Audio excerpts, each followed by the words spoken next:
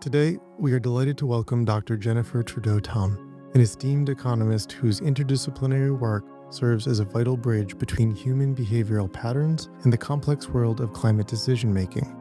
As an associate professor of economics at Sacred Heart University, Dr. Trudeau has dedicated much of her career to investigating the willingness to pay for intervention methods, a critical metric that helps determine how society prioritizes and funds solutions in both the healthcare sector and environmental landscape. Dr. Trudeau possesses significant expertise in coastal and climate economics, focusing specifically on how communities value adaptation strategies and shoreline protection. Her research provides a nuanced understanding of the economic trade-offs inherent in protecting our natural boundaries. This work is not confined to a single region. Rather, it spans a diverse geographical spectrum, including our own shorelines of Long Island Sound to several international sites, including Guatemala and Uruguay. Beyond the raw data of rising tides and environmental shifts, Dr. Trudeau Tham's research centers on the individual experience. By examining the willingness of residents to pay for beach protection and shoreline maintenance, she uncovers the underlying values that drive community resilience. Her work sheds light on how individuals and surrounding areas are personally impacted by environmental changes, ensuring economic policy remains grounded in human reality. Through her blend of academic rigor and field research, Dr. Trudeau continues to shape how we understand the cost and profound value of protecting our world's most vulnerable coastlines. So let's dive in, literally and figuratively, into a conversation about coastal resilience, decision-making, and community impact with today's guest, Dr. Jen Trudeau.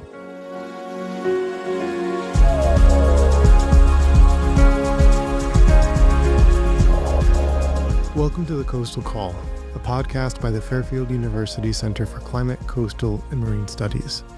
Today's podcast is generously funded by the Achilles and Bodman Foundation. I'm your host, Dr. Rob Nazarian, founding director of the center. Also joining me today in the studio as co-host is Dr. William F. Vazquez, professor and chair of the economics department at Fairfield University's Charles F. Dolan School of Business. A specialist in development and environmental economics, his research focuses on the valuation of non-market goods, such as safe drinking water, sanitation, and renewable energy, primarily within the context of Latin America and developing nations. His work frequently utilizes stated preference methods and econometric models to analyze household behavior and inform public policy, earning him numerous awards, including the 2021 Robert E. Wall Faculty Award for his research on sea level rise adaptation. In addition to his academic tenure, Dr. Vazquez has served as a consultant for prominent international organizations, including the United Nations Development Program and the International Food Policy Research Institute, bridging the gap between economic theory and global sustainable development. Welcome, Jen and William. We're so fortunate to have you joining us today. Thank you, Rob. Thank you, Rob. And before we start, I would also like to mention that Jen is a proud alum of Fairfield University as well. So it's great to have you back on campus, Jen. Indeed, I am. Thank you for having me today. Let's jump in by talking about Long Island Sound, which is our own backyard here at Fairfield University. What have you found so far with your research in terms of residents willing to pay for sea level rise, adaptation, and mitigation? So up until now, we've really only had an opportunity to run a pilot study. So we've been able to solicit some feedback from residents, particularly in the summer of 2022, and found that over 50% of respondents were willing to contribute to a state fund for adaptation to sea level rise. So we see that as an interest in people getting involved and understanding the potential threats of what's to come. But again, we put the caution that we're looking to scale up this research and recognize that all we've contacted so far are individuals that visit those state parks. And so as you're taking this pilot study to the next step, what are you planning to add to the study? As you said, going from just those that are visiting the beaches to residents or community members, who are you looking to speak with to gauge willingness to pay for adaptation and mitigation? So certainly in developing the type of studies that we conduct, looking at people's willingness to pay or their stated preferences for different interventions, we're going to want to engage different stakeholders. So we want to reach out to Connecticut Deep as well as, residents that are local. We'd also want to have some outreach to places that maybe don't have as easy access to these state beaches, as well as the difference between those folks that live in towns that have their own beaches available for their residents. So we have to engage a lot of individuals and then obviously scale up the number that we contact during the survey phase in order to be able to draw statistical significance in our conclusions. That's exciting. And William, we should mention, is also a collaborator on this project. And for full disclosure, all three of us are working together to solve this research question. William, what factors have you seen so far in this pilot study that are really driving the willingness to pay estimates? I think that people really values access to the beach, right? And they recognize that there are health benefits and recreational benefits associated to having access to these coastal parks, right? Now with sea level rise, we are observing that could be a potential risk, right, to losing those resources available for people there, and they are willing to pay, right, for preventing, right, or for continuing having access to that particular beaches, right, or resources. And Jen, you mentioned that these results are just from a pilot study and more work is planned to be done. In fact, both you and William have done work in similar regions. And so my question here is what you've seen so far generalizable to other regions? And if not, what are the differences? We mentioned at the top of the show Uruguay and Guatemala as other study sites. Could you say anything that's generalizable between all of these sites or particular differences in the work that you're doing in Fairfield, in Uruguay, and Guatemala? Well, certainly one thing that's generalizable is the result that the payment vehicle or the tax or addition in the utility bill, as the price we ask them to pay goes up for this willingness to pay, their willingness to participate goes down. So that's universal across all sites. That follows our traditional economic theory of the law of demand, that as price goes up, quantity demanding goes down. But beyond that, we are seeing that they are highly localized when it comes to the preferences of the individuals in their participation in these adaptation strategies. We've looked at different dimensions in terms of both the type of intervention itself, as well as which type of effect that they would prioritize first. And so a bunch of what our research has shown is that it's a highly localized decision, even down to a distance of 8 miles that you might think is inconsequential when it comes to sea level rise having differential effects. But in Guatemala, we actually did find that across 2 different locations that there were different priorities in the ranking of the type of priorities that they would put between erosion versus ecosystems versus dealing with flooding or salinization. And so I think that really highlights that while we can use the same tools to evaluate the preferences of individuals across different regions, that the decisions and how we go about funding them may be a very local decision. Yeah, adding to what Jennifer was saying, right? Another thing that we have noticed across all these locations, right, similar in Guatemala and Uruguay, is that even though people recognize that sea level rise, climate change, right, and their effects are already present in their areas, right, in the form of beach erosion, right, or salinization of coastal aquifers, they perceive the main effects of sea level rise as a future problem, right? So the vast majority of people think that this problem is going to be quite big, right, for the local populations in 50, 100 years, right? But not necessarily as an immediate problem that they need to face, right? So that could be another lesson that we are learning from these studies.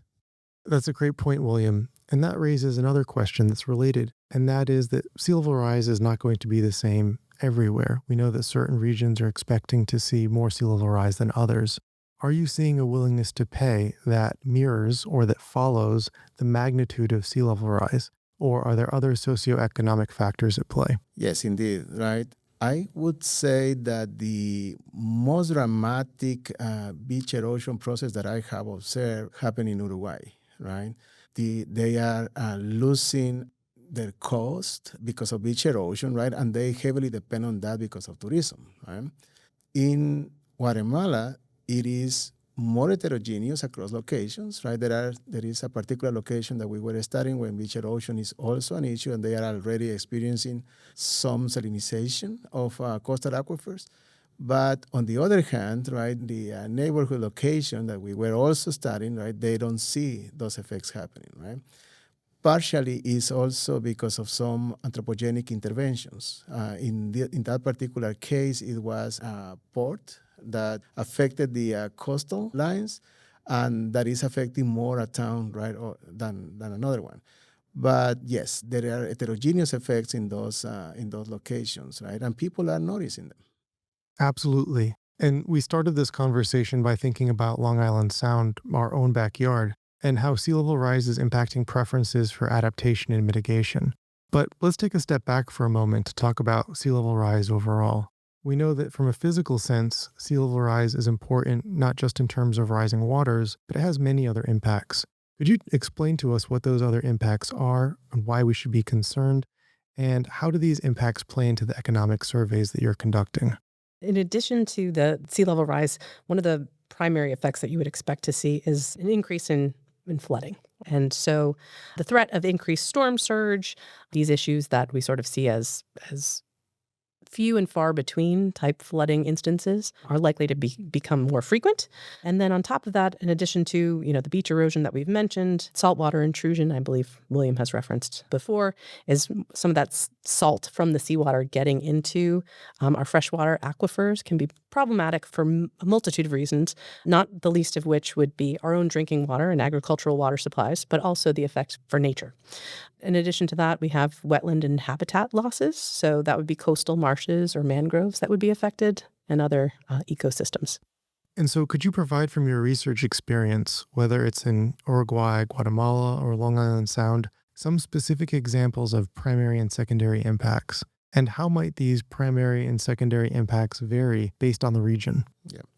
In one of the locations that we were studying in Guatemala, for instance, right, we actually collected some measures of the salinity levels in well water, and we found, right, that those wells are already presenting a high level of salinization. Right? That might have an effect. We don't have evidence on this, right, but we are expecting that is going to have a huge effect on the population health, right? There are some studies about how salinization has to do with chronic, failure, right? So we are concerned about what this new effect that we are finding, right, the consumption of salinized or water with high levels of salt represent for the local population. Regarding the changes in ecosystems, this past summer, right, I was visiting a region in Brazil, right, in Rio de Janeiro state. And there, the mangrove area has decreased a lot, right? And the entire ecosystem, the entire river ecosystem there has changed dramatically. The mouth of the river, for instance, was completely closed, right? Looking for another exit along the coast, and that changed the mangrove forest right in the area. That is a huge problem for the local population because they still depend on that for their own survival, right? They collect food, right? Seafood from the mangrove. They get other raw materials like wood, right? And they are depending on that ecosystem to survive. But now that is changing, right? And it is putting a huge toll on them. Robert, you are part of this research team, right? And your main contribution, not the only one, right? Because you have contributed a lot to this research agenda. But one of your main contributions is the prediction of sea level rise in those localities, right? And you have been really helpful in showing them in different visual formats, right? Can you talk a little bit more about how you estimate the sea level rise, right? And the potential effects that they have at the local level, right? And how we can present them to the population in a way that is digestible for them. So, as you mentioned, this is always difficult because we're always projecting or we're looking out into the future. And to your point, we want to make sure that we're providing survey takers with a sufficient amount of information so that they can make an informed decision when they're completing the economic survey. And so the way that we provide them with this information is through the latest generation of ocean and climate models. These are the same models that the United Nations uses for the IPCC reports every 5 or so years. We use a large number of these models, over 30 in total, so that we can have the widest possible view of projections of climate change and sea level rise through the end of the century. And so we take the average across all of these models to make our projections as precise and as unbiased as possible. And we use that to infer sea level rise trends through the end of the century. There are a number of specific feedbacks here, and specifically feedbacks with our colleagues doing the socioeconomic work. And that is, how much will we as a society continue to emit in greenhouse gases through the end of the century? That poses some of the greatest uncertainty in these simulations. And so many times we'll run these simulations for a number of emission scenarios so that we can understand, based on changes, be they economic or policy, how might sea level rise change based on changes in greenhouse gas emissions. And so this whole point illustrates this feedback between the physical system and the social and the economic systems based on changes in policy or based on economic preferences.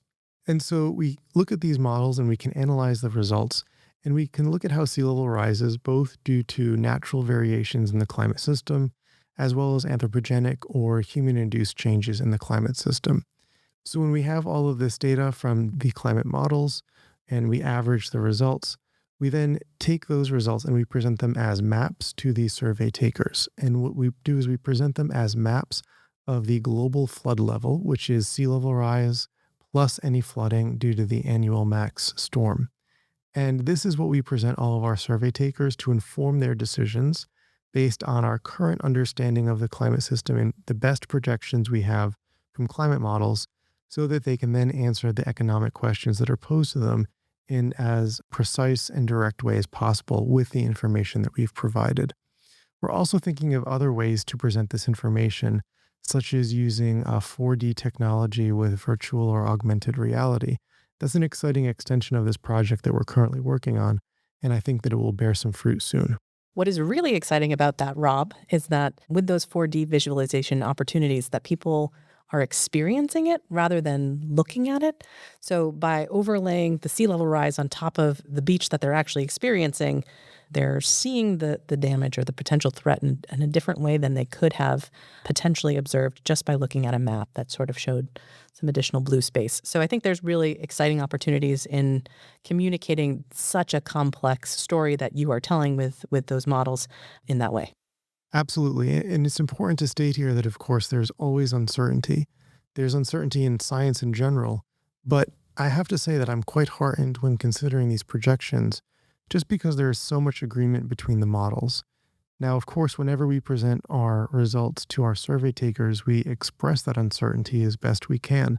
But it's helpful to know that all of the models have similar projections of sea level rise for the regions that we've been considering in our studies.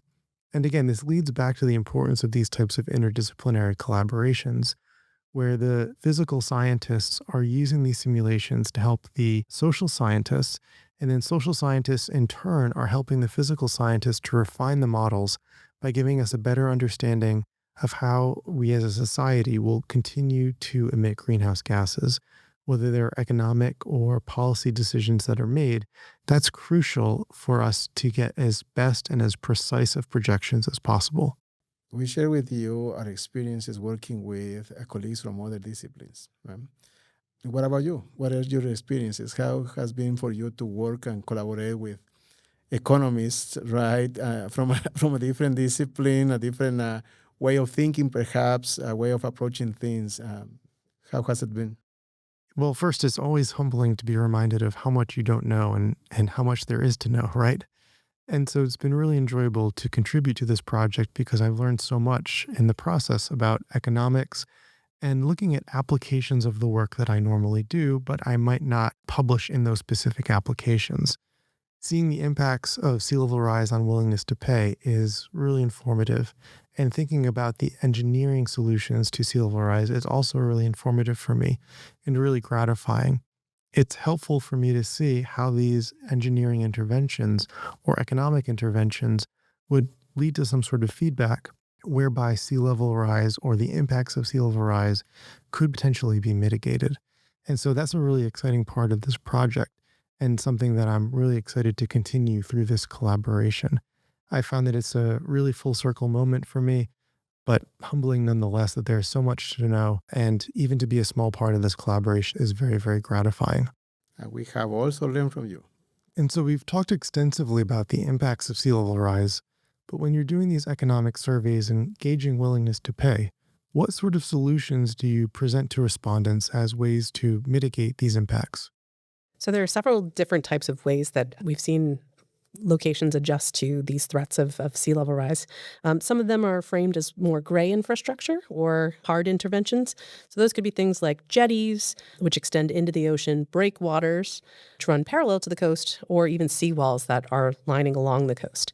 In addition, there are more types of green infrastructure, so things that are a little bit more friendly, less physical, or man-made rather. That includes coral reef restoration, coastal wetland restoration, be it salt marshes or mangroves, as well as the option of beach nourishment.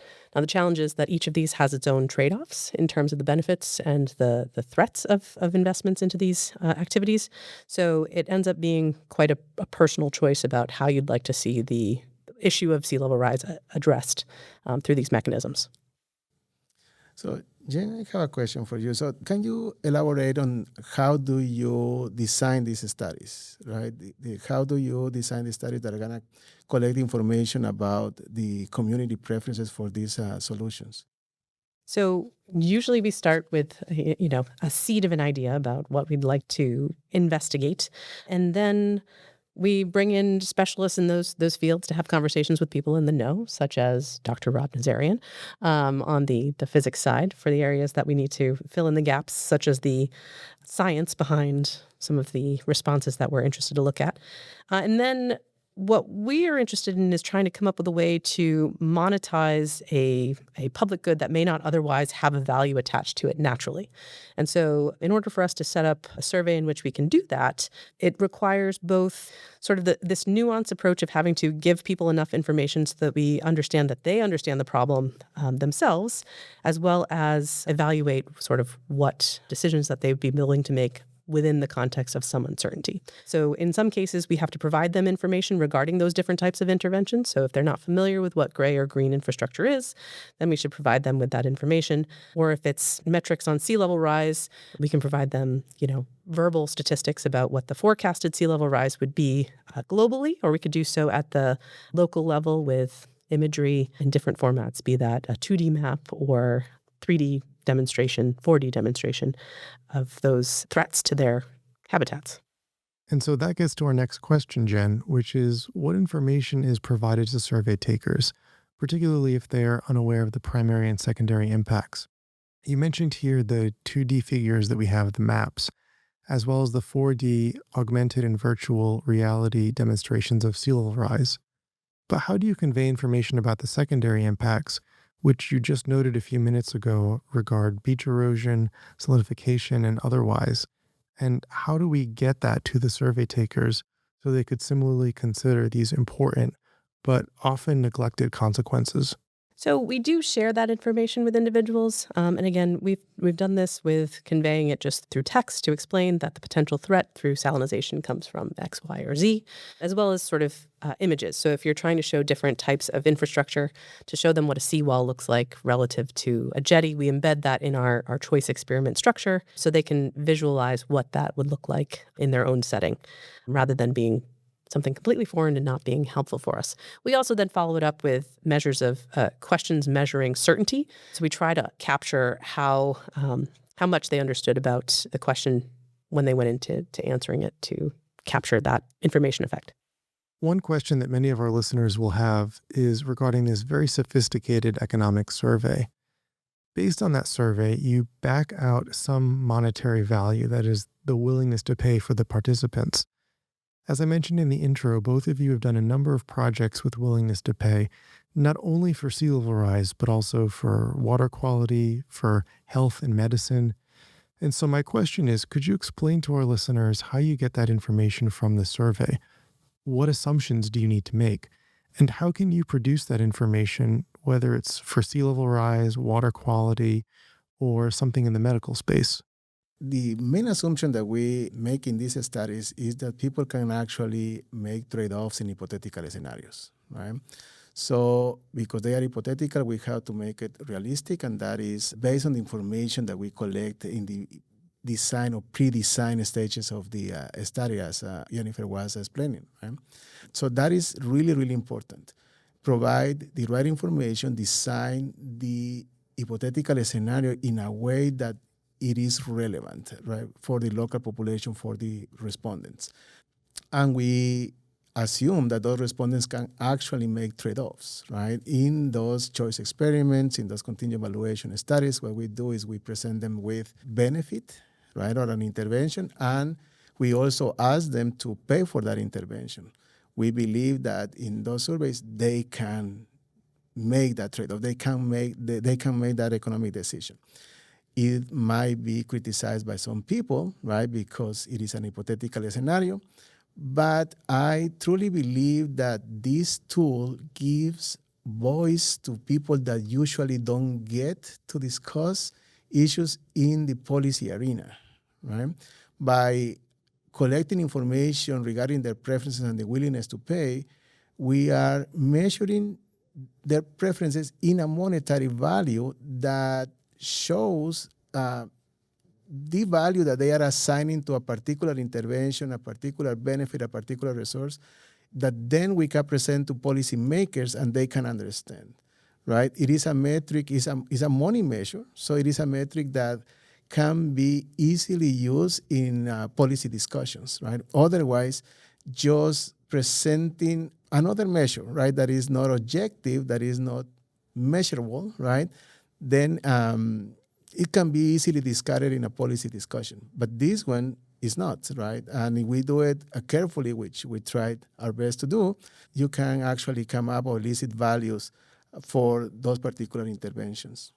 Before we move on to our next topic, I have to ask, what surprises you the most about some of your results? You've had a number of projects, as we've mentioned, in the Long Island Sound, in Guatemala, Uruguay, and other countries. Is there any one particular result that stands out as being surprising or something that you didn't expect at the start of the project? One of the things that we found, which is an interesting result, and we'd have to dig more into it, is sort of the magnitude of the willingness to pay for some of the residents in Guatemala. So in the location that was particularly affected, and they can see the effects of sea level rise already at play, the magnitude of their willingness to pay was about 0.6 to 0.7% of their income. And that's a little bit higher than we see in the United States papers that have been done in sort of this sphere, which tend to be between 0.1 and 0.3. But it sort of harkens to their observation of this damage of what sea level rise or climate change can bring. One of the things that we point to as a potential reason for this is that among Guatemalan residents, there's a high expectation or high understanding that the country should take action to fight global warming, which is higher than we see in the United States. The data that we have seen was that 89% of Guatemalan residents believe that the country should take action versus 78% here in the U.S. So I think that urgency or that interest and willingness to pay given tighter income constraints is something that's interesting to me, and I'd be interested to look more into. Anything else, William? Personally, I don't know if it is unexpected, but certainly relevant to mention is that the institutional framework that is supporting the provision of these benefits, of these interventions, matters to people, right? In some of the locations where we have work, there is extensive distrust in the government, right? So when we came and we asked if they are willing to pay for an intervention that the government is going to do in their locations, they don't trust necessarily that their monies are going to go and they're going to fund, right, that project. So we need sometimes to include in the survey that we are doing, in the study that we are doing, the potential provider of this project or the potential administrator of this project. That has shown us that people tend to give us some protest responses because they believe that the project is not feasible in the current institution that they are living in. However, if we can present alternative institutional arrangements to them, they would be willing to pay for that. Clearly, you've both articulated that there is much public interest in protecting the coastline from the effects of sea level rise. And so that in and of itself is an interesting result and one that is clear across your work.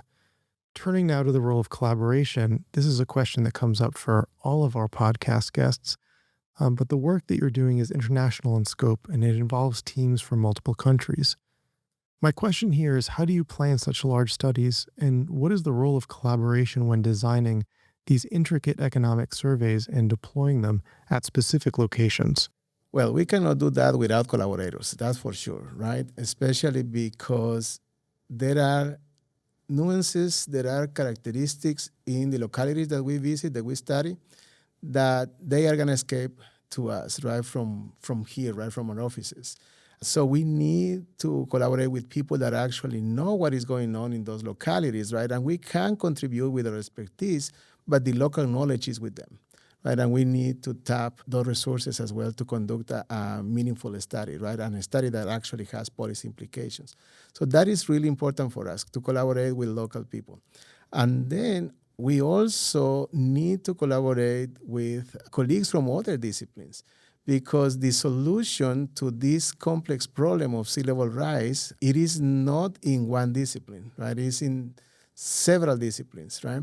So the more we talk among us, right, or the more we learn from each other, the more likely we're going to find solutions, right, that are according to the local preferences, but that are also feasible from a technical, from a natural, right, from an economic, social point of view. So those collaborations across disciplines and with local stakeholders, they are priceless. And how do you bring stakeholders into this process? How do you develop those relationships and then move that collaboration from an idea into deploying a survey in the field? We spend a huge amount of time before implementing our surveys talking to locals, right? From local residents to government, right, to officials. We go to their offices, ask for interviews, have these conversations, learn more about how they perceive the problem, if there is a problem. But we have to be in the field, right, to really do it correctly. And this really models the mission of the Center for Climate, Coastal, and Marine Studies, bringing people to the table with different areas of expertise to work on an interdisciplinary project together. Moving away from sea level rise economics for a moment, you both have interests that span health and environmental topics. What made you have this interest in both of these topics, and how are these two areas of research built off of one another? Is there any overlap? So I think it's difficult to disentangle the health and environmental economics pieces from one another because there's a relationship between the two. So I think at its core, I had an interest in more the health topics and specifically health behaviors. And Professor Vazquez at the time had drawn me into some research in the environmental economic space and has been a natural fit. So he's been a mentor in this space for years, but the tools are the same to evaluate. And what I love about economics, and I'm going to make an economics plug here for a second, is that it applies to everything. So it is a way of thinking, and so it's a way of understanding the world and how people act when confronting this problem of scarcity.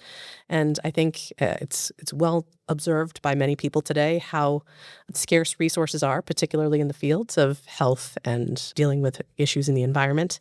So there's sort of a natural opportunity for us to take advantage of using that skill set to address questions in these different but adjacent realms. And do you find that your work in one area builds off the other? Have there been specific instances where you've taken on a specific technique for one study on, let's say, vaccine economics and applied it to your work in water quality research? Yes, definitely, right? The technique, the methodology that we are using in those studies is basically the same, right? And we just adjust, we just adapt to a particular good, a particular service that is not provided in the market yet, right? With Jen, we also tackled the issue of the COVID vaccine, right, before it appears, right, and how much people were willing to pay or the take of the vaccine beforehand, right? Happily, right, our study predicted the actual uptake rate of the vaccine at that moment. So the technique is the same. We just try to adjust it to apply it to different questions, right? And the question is what people prefers, how much they are willing to pay for things that are not in a market yet, that they are not available yet, right? And that is the challenge that we tackle in different sectors, in different for different goods and services. Taking a step back for a moment, you're both in academia at Fairfield and Sacred Heart universities, and you've both regularly mentored students in research. What advice would you give students that are looking to get started in economics research, or if they're feeling stuck and they'd like some encouragement? What would your words of wisdom be? The words of wisdom that I would offer is that they should get out and talk to people about it. So I think that bouncing ideas off of others is the way that you can either break through to new topics that you hadn't considered, a way of framing the problems that you hadn't considered previously. And you're only going to get that if you break outside of your own echo chamber, right? So I know that William is an excellent wall to bounce ideas off of. And of course, anytime I bring up an idea, he says, yes, we should run with that. So he keeps me very busy, and I really appreciate that. But I do think that reaching out and not feeling that research is done in isolation or as an individual is a real benefit to conducting that research, because you'll get different perspectives, and that will help you break out of any stuck state that you may be in. I would tell them be curious, right? Just ask the questions, be curious, immerse yourself in research, right? Research is just a way to, an alternative way to learn, right? And if you are curious, if you're interested in learning, then research is a natural avenue to take, right? How you are going to take it, that's why professors, we are here, right? To guide those students through that process, from how to ask the questions, how to develop those questions, all the way to the methodologies that we can use to answer those questions, right? And as I always say, there is not a dumb question, right? So ask. I have to make one nod to William in terms of my career in economics, because it dates back to being a Corrigan Scholar here at Fairfield University. And under that project that we had worked on at the time, we actually went to Nicaragua to administer a survey. So I got that on-ground experience of surveying with him. So being open and seeking out those opportunities to work with faculty also makes a big difference. And you never know how it's going to play out in the long run, because at that time, that was in 2009, it was when the swine flu pandemic was happening. So they were actually scanning us in terms of our fever walking into the country. And, come to find out that we'd be writing a paper years later on the much more robust in terms of deadliness, but epic pandemic in 2020 is just a wild thing to look back on and think about.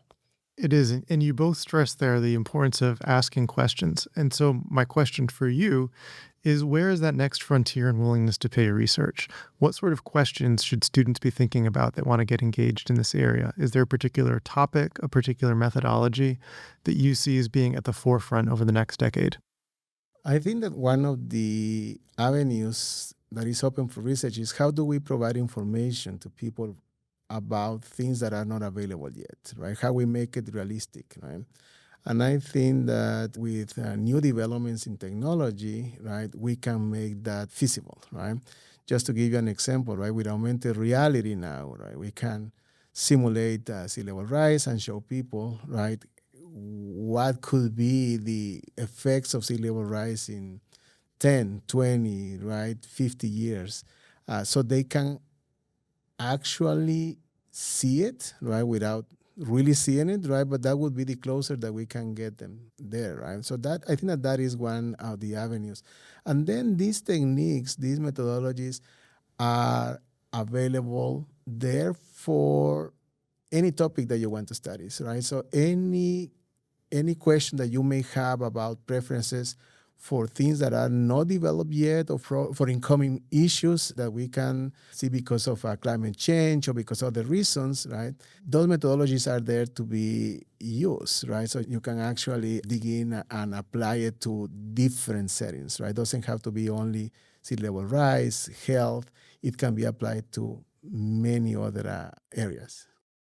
And Jen, you mentioned receiving William's mentorship as an undergraduate. What other courses did you take that were helpful in then conducting this research with Professor Vazquez? Were there one or two courses that were really fundamental in getting you off the ground and starting this research? So as an undergrad, one of the most useful tools in applying these studies is going to be econometrics. And so econometrics is really a dimension which is applied statistics. So understanding the fundamentals about what's happening with the numbers as you go to ask these questions is really important.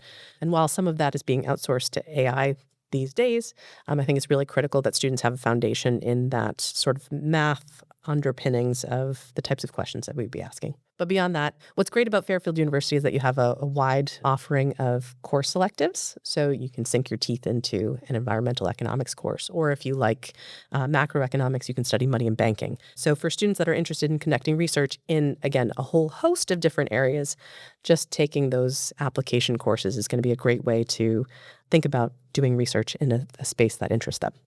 Absolutely. And it's that intersection of coursework and research that could be funded and affiliated with the Center for Climate, Coastal, and Marine Studies, that gives students the whole foundation for pursuing research and graduate work. Before we close today's conversation, one final question that is related to research, but not directly. Sea level rise can be a bit overwhelming to talk about and perhaps overwhelming to study.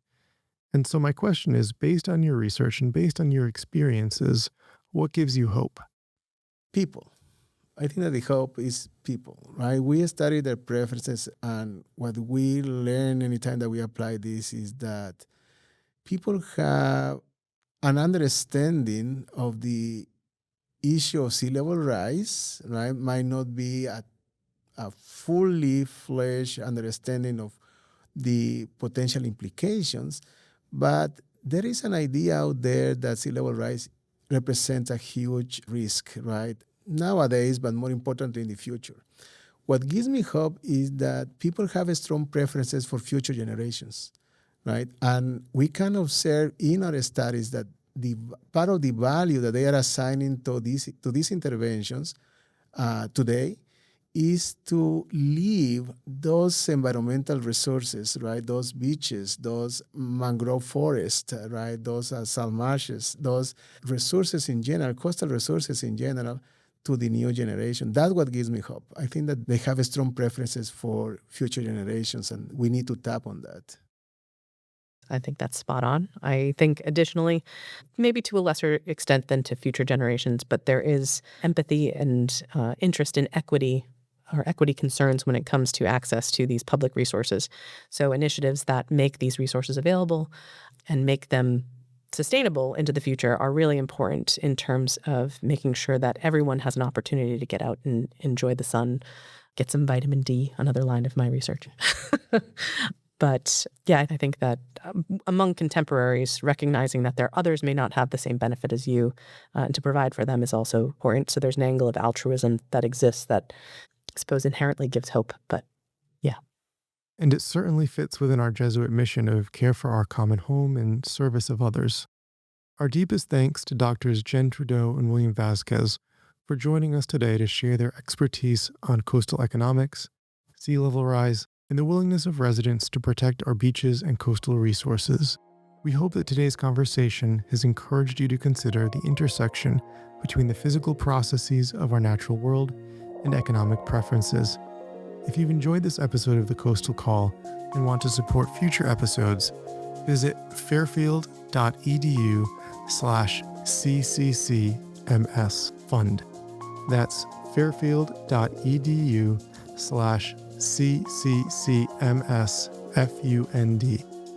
Every contribution helps to support the Center for Climate, Coastal, and Marine Studies and the research of student faculty teams at Fairfield University. That's all for today's dive on The Coastal Call, but we'll surface again next month with another inspiring conversation.